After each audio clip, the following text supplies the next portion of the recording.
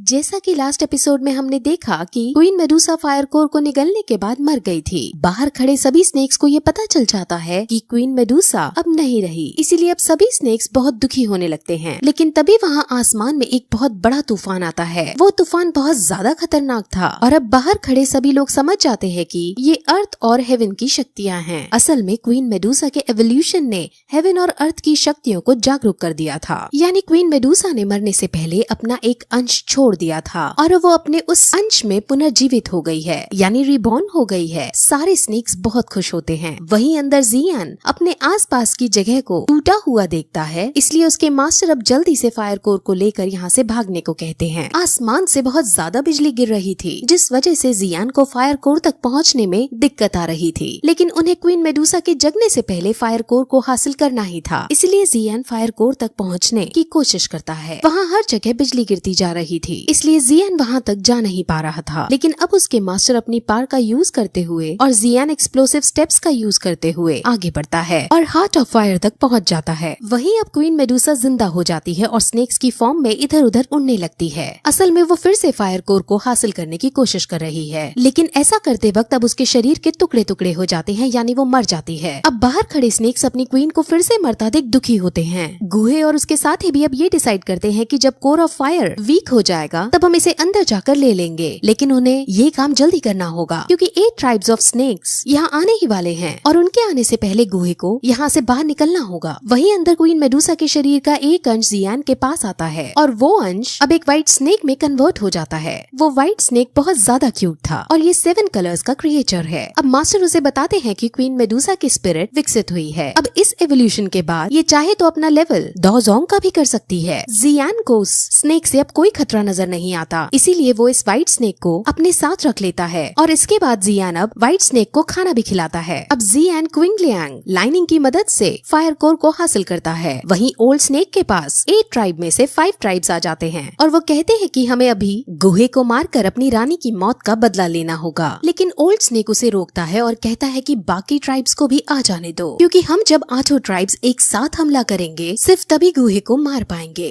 वहीं गुहे अपने आदमियों सहित फायर कोर को ढूंढने लगता है, लेकिन अब ओल्ड स्नेक उसको फायर कोर तक पहुंचता देख उसके सामने आता है और उसे लड़ाई की चुनौती देता है। अब मास्क वुमेन गुहे से कहती है कि आप लोग फायर कोर को ढूंढो और मैं इनको संभालती हूँ। अब गुहे और उसके आदमी फायर कोर ढूंढने चले जाते हैं और मास्क वुमेन उन 5 से लड़ाई करने लगती है। Mask women wind wall create करके उन 5 को वही रोक देती है और खुद फायर कोर को ढूंढने निकल जाती है। वहीं गुहे जियान के पीछे आ जाता है, लेकिन जियान गुहे को देखकर अपनी स्पीड और तेज कर लेता है। गुहे को उसकी स्पीड को देखकर पता चल जाता है कि ये डोंगहैंग लेवल पर है। वहीं अब मास्क वुमेन भी आ पहुंचती है और गुहे से कहती है कि तुम सब जल्दी डेजर्ट से बाहर निकलो और मैं तब तक जियान से फायर कोर हासिल कर लूंगी। अब मास्क वुमेन अकेली जियान का पीछा करती है और उसको पकड़ने की कोशिश करती है। वहीं अब बाकी स्नेक ट्राइब भी वहाँ आ जाते हैं और अपने 5 स्नेक ट्राइब को विंड वॉल से छुड़ाते हैं और अब वो सभी के सभी गुहे को ढूंढने लगते हैं। थोड़ा ढूंढने के बाद यूमई उनको बताती है कि इस लोकेशन के बाद से गुहे और मास्क वुमेन अलग अलग हो गए हैं। अब ओल्ड मैन भी स्नेक्स के 2 दल बनाता है और एक दल मास्क वुमेन को ढूंढने जाता है और दूसरा दल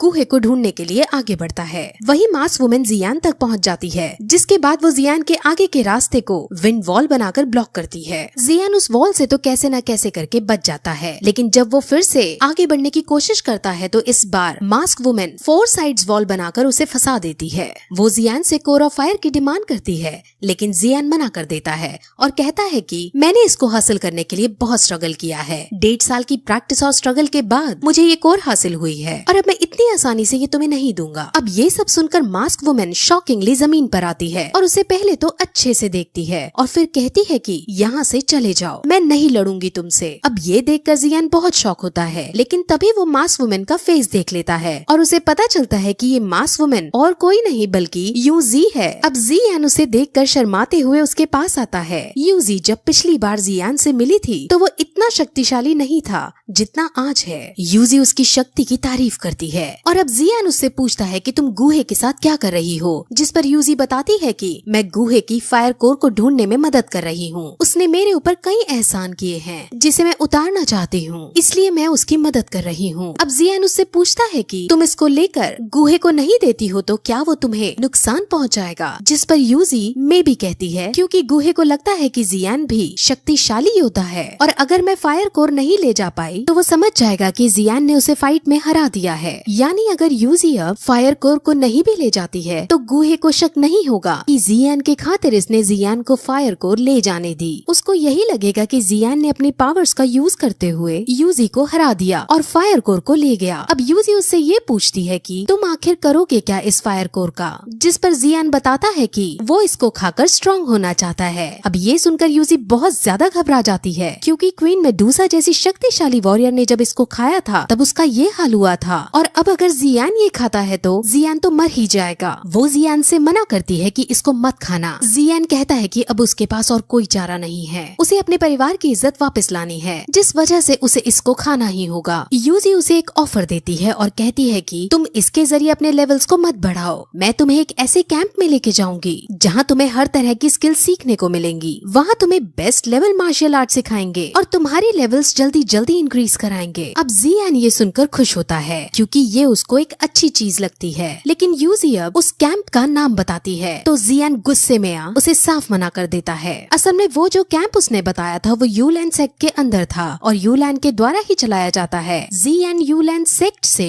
बहुत ज्यादा नफरत करता था क्योंकि नालैंड यूलैंड सेक्ट से ही ताल्लुक रखती है। अब गुस्से में आकर जियान वहाँ से जाने लगता है, लेकिन यूजी उसे रोकती है और कहती है कि अच्छा ठीक है, हम यूलैंड सेक्ट की बात नहीं करेंगे, लेकिन तुम अब मुझे ये प्रॉमिस करो कि तुम इसे स्वैलो नहीं करोगे। लेकिन जियान के पास क्योंकि अब और कोई चारा नहीं था, इसीलिए जियान बिना प्रॉमिस किए वहाँ से जाने लगता है। वो अपने कदम आगे बढ़ाता है, लेकिन तभी वो पीछे मुड़कर देखता है तो यूजी उसकी तरफ बड़ी मायूसी से देख रही थी। जियान अब कोर ऑफ फायर को फेंक कर यूजी के पास आ जाता है और उसे गले से लगाकर किस करता है। यूजी भी उसे किस करती है। वो दोनों एक दूसरे से काफी प्यार करते थे। अब वहाँ रोमांटिक एंगल बन जाता है और यूजी की आंखों से आंसू आने लगते हैं। जियान अब उसे अलविदा कहता है और फायर कोर को लेकर वहाँ से चला जाता है। अब उसके जाते ही यूजी बहुत ज्यादा उदास हो जाती है। वहाँ जियान के जाते ही अब ओल्ड स्नेक के साथ 4 स्नेक ट्राइब आ पहुँचते हैं और सभी के सभी अब एक साथ यूजी पर हमला करने लगते हैं। यूजी अभी जियान के जाने के गम में थी, जिस वजह से वो पहले तो उन पर काउंटर अटैक नहीं करती, लेकिन जब स्नेक्स अपनी लिमिट क्रॉस कर देते हैं तब यूजी गुस्से में आ उन सभी को एक साथ मारने लगती है। अब स्नेक्स को पता चल जाता है कि यूजी को वो ऐसे नहीं हरा पाएंगे, इसीलिए वो सभी स्नेक्स अब अपनी पावर्स का यूज करते हुए एक क्रीचर का फॉर्मेशन करते हैं और उससे यूजी पर अटैक करवाते हैं। वहीं जियान जो अब आगे बढ़ रहा था वो आसमान में स्नेक्स की एनर्जी को देखता है और समझ जाता है कि ये एनर्जी वहीं से आ रही है जहां लास्ट टाइम वो यूजी से मिला था, यानी यूजी अभी खतरे में है। वो तुरंत वहां जाने का डिसाइड करता है। वहीं वो क्रीचर अब यूजी पर अटैक करने लगता है। यूजी उस पर अपने कई अटैक करती है, लेकिन वो क्रीचर किसी भी प्रकार से नहीं मर पा रहा था और अब क्रीचर ने यूजी को काफी घायल भी कर दिया था। क्रीचर अब अपना आखिरी अटैक करने यूजी की तरफ आगे बढ़ता है और यूजी अब समझ जाती है कि ये उसका आखिरी पल है। वो अपने इस आखिरी पल में जियान के साथ बिताए हुए पल याद करती है और अपनी मौत को स्वीकार कर लेती है। वो क्रीचर अब उसको मारने ही वाला होता है कि तभी वहाँ जियान आ पहुँचता है। जियान भेस बदलकर मास्क पहनकर वहाँ आया था और वो फायर कोर की शक्तियों को यूज करके उस क्रीचर को मार भगाता है। अब जियान अपनी एनर्जी को उन 5 स्नेक्स के ऊपर भी छोड़ता है, लेकिन तभी एक पर्पल एनर्जी आकर जियान की एनर्जी को रोक देती है और वो स्नेक्स मरने से बच जाते हैं। वो स्नेक्स अब अपनी जान बचाकर वहाँ से भाग निकलते हैं। वहीं जियान अब यूजी के पास आता है और यूजी उसका शुक्रिया करती है और उससे पूछती है कि आपको किसने मेरी मदद करने के लिए भेजा है, जिस पर जियान कहता है कि वो आदमी जिसने मुझे यहाँ भेजा है वो छोटे क्लैन का है, यानी वो इनडायरेक्ट वे में अपना नाम बताकर वहाँ से चला जाता है। यूजी समझ जाती है कि जियान ने इसे यहाँ भेजा है और वो उस आदमी से अब पूछती है कि जियान से उसकी मुलाकात अब होगी क्या, जिस पर जियान बिना कुछ कहे आगे बढ़ जाता है। वहीं अब वो स्नेक्स अपने बाकी स्नेक्स ट्राइब से आकर मिलते हैं और ओल्ड स्नेक कहता है कि शायद अभी भी क्वीन जिंदा है, क्योंकि ओल्ड स्नेक ने उसका ऑरा महसूस किया था, लेकिन अभी भी ओल्ड स्नेक को ये कंफर्म नहीं था, इसलिए वो अपने साथियों को एक दिन का वेट करने को कहता है। वहीं जियान अब एक गुफा में जाकर फायर कोर को स्वेलो करने की कोशिश करता है। हालांकि उसके मास्टर उसे समझाते हैं कि इस प्रोसेस में तुम्हें बहुत ज्यादा कष्ट होगा, लेकिन जियान इस कष्ट को सहने के लिए तैयार था। वो अब प्रोसेस शुरू करता है और अब फायर कोर को निगलने लगता है। उन्हें अब कोर ऑफ हार्ट के अंदर से फायर कोर मिल जाता है और अब मास्टर उसे निगलकर अपने हार्ट तक पहुंचाने को कहते हैं। जियान को अब ऐसा करने में बहुत कठिनाई होती है, लेकिन अब उसके इस काम में उसके मास्टर भी उसका साथ देते हैं और फाइनली अब ये प्रोसेस कामयाब हो जाती है और जियान फायर कोर को हासिल कर लेता है। है और अब पहले से ज्यादा शक्तिशाली बन जाता है। उसके मास्टर उसकी शक्तियों को देखने के लिए उसे खुद को हिट करने के लिए कहते हैं, जिस पर अब जियान ऐसा ही करता है। तब उसके मास्टर को कुछ नहीं होता, यानी अब उसे इस बार को प्रैक्टिस करना था। उसके मास्टर उसे कहते हैं कि तुम्हें अभी इस कोर्स से और भी डिफरेंट फाइल हासिल करनी है, लेकिन अभी तुम मरते मरते बचे हो, इसलिए आराम करो। वहीं अब हमें मैनली स्टील मशीनरीज दिखाते हैं, जिसके अंदर ज़ी और ज़ी दिंग सैंड मशीनरीज की वजह से होने वाले खतरे के बारे में बात कर रहे थे। सैंड मशीनरीज ने इनकी नाक में दम कर रखा था। वो सैंड मशीनरीज पर हमला करने की बात कर रहे थे कि तभी वहाँ शिन आ आती है। शिन आ बहुत घायल हालत में थी और वो उनको बताती है कि सैंड मशीनरीज ने हमारे इलाके को चारों तरफ से घेर लिया है और वो हम पर अटैक करने वाले हैं। वहीं आराम करने के बाद जियान पहाड़ी के ऊपर जाता है, जहाँ टेम्परेचर बहुत कम था। वहाँ जाकर अब फायर कोर की डिफरेंट फ्लेम्स हासिल करने के लिए प्रोसेस चालू करता है। अब फायर कोर हवा में इधर उधर दौड़ने लगती है और जियान को अब उसे कैच करना था। जियान अपना बेस्ट देता है और उसे पकड़ने की कोशिश करता है, लेकिन हर बार फायर कोर की एनर्जी से जियान कमजोर पड़ जाता है। अब इस काम में उसके मास्टर उसकी सहायता नहीं कर सकते थे, इसीलिए जियान को अकेले ही ये सब सहना पड़ता है। वो बहुत कमजोर पड़ रहा है, लेकिन फिर वो अपने परिवार को याद करता है, उनकी इज्जत को याद करता है और 3 साल बाद होने वाले मैच के बारे में सोचकर अब अपनी फुल स्ट्रेंथ का यूज करके पाम टेक्निक का यूज करते हुए फायर कोर को पकड़ता है और अब उसे स्वेलो करता है, जिसके बाद अब उसे डिफरेंट फ्लेम्स भी मिल जाती हैं। वो बहुत ज्यादा खुश होता है अपनी इस नई पावर को पाकर। उसके मास्टर कहते हैं कि ये सब ग्रीन लोटस फायर की सोल का कमाल है। अब 3 ईयर एग्रीमेंट को आने में सिर्फ 2 महीने का समय रह गया था और अब जियान नायान से लड़ने के लिए पूरी तरह से कॉन्फिडेंट हो चुका था। अब जियान के पास फायर कोर आ चुका है,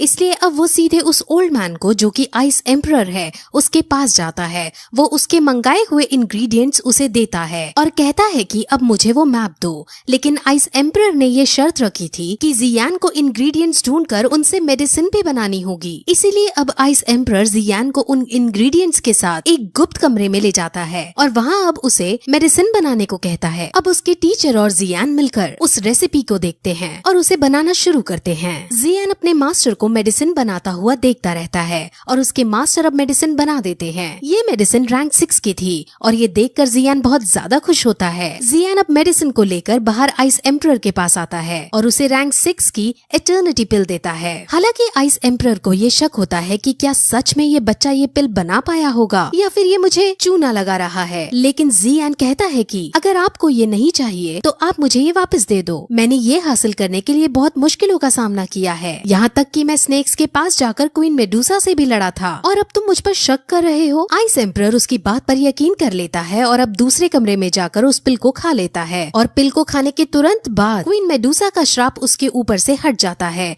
और उसकी शक्तियाँ उसे वापस मिल जाती हैं। अब जियान वहाँ आता है और कहता है कि आपको पावर्स वापस मिल गई हैं और आप पहले की तरह बहुत शक्तिशाली हो गए हैं। आइस एम्परर अब जियान की कैपेबिलिटी को देखकर समझ जाता है कि इस लड़के में कुछ तो अलग बात है, जो इसने इस उम्र में रैंक 6 की एटर्निटी पिल बना ली है। अब आइस एम्परर जियान की तारीफ करता है और अब उसे उस मैप का टुकड़ा दे देता है। वहीं मैंडी स्टील मशीनरीज के अंदर सैंड मशीनरीज घुस चुकी थी और वहाँ पर ज़ीली और एक वॉरियर के बीच, जिससे सैंड मशीनरीज ने हायर किया है, उसके बीच फाइट चल रही थी। उसका नाम मोरे है और वो बहुत शक्तिशाली है। ज़ीली उसका कुछ भी नहीं बिगाड़ पा रहा होता और अब वो हार जाता है। मोरे अपने इस मैच को खत्म करने के लिए ज़ीली को जान से मारने के लिए आगे बढ़ता है और ज़ीली अब मरने ही वाला होता है कि तभी जियान वहाँ आ पहुँचता है और अपने भाई ज़ीली को बचा लेता है। अब वो मोरे से फाइट करने लग जाता है और मोरे भी अपने सामने एक शक्तिशाली योद्धा को देखकर खुश होता है, क्योंकि उसने कई सालों से किसी बड़े योद्धा से फाइट नहीं की थी। जियान अब बहुत शक्तिशाली हो चुका था, लेकिन अब भी वो मोरे को नहीं हरा पाता। जियान पहले ही अटैक में बेहोश हो जाता है। मोरे अब उसकी हार को देखकर बहुत हंसता है, लेकिन तभी जियान खड़ा होता है और वो अपने पर्पल विंग्स का यूज करते हुए मोरे को आसमान में उड़ा ले जाता है और उसे नीचे फेंकता है। अब मोरे को भी गुस्सा आ जाता है और वो आर्मर क्रिएट करता है और अब उस पर अटैक करता है। उन दोनों में फाइट होती है, लेकिन इस बार जियान उसको बुरी तरह मात दे देता है। अब जियान के भाई उसकी एबिलिटीज को देखकर खुश होते हैं। वो तीनों भाई अब चाय पीते हैं। वो चाय पी ही रहे होते हैं कि तभी वहाँ अचानक आइस एम्परर आता है। आइस एम्परर अपने साथ एक आदमी को भी लाते हैं और ये आदमी कौन है और अब आगे क्या होने वाला है, ये हमें अगली वीडियो में पता चलेगा। सो अगर आपको हमारी वीडियो पसंद आई हो तो चैनल को सब्सक्राइब जरूर कर देना। बाय।